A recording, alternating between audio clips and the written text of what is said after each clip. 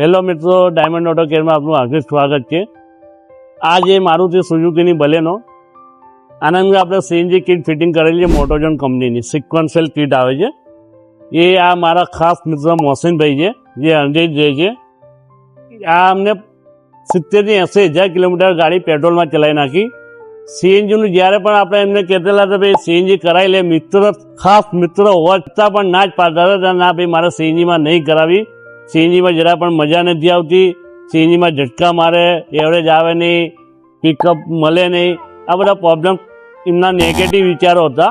પછી આપણે એમની ગાડીમાં સીએનજી કિટ ફિટિંગ કરી દીધી ને આજે એમનો રિવ્યૂ લઈશું કે એમને કેવી મજા આવી કે ના આવી, સીએનજીના જે નેગેટિવ પ્રશ્નો હતા એ બધા સોર્ટ આઉટ થયા કે ના થયા। મોહસિનભાઈ, કેવું રહ્યું આપણે આ સીએનજી કિટ ફિટિંગ કરાવ્યા પછી? ના બહુ સારું છે। હજુ કાલે હું અજમેર જઈને આવ્યો, મિનિમમ એક બોટલે 315 કિલોમીટર ગાડી ચાલી ને આપણા રોડે 200 કિલોમીટર 220 કિલોમીટર ચાલે છે।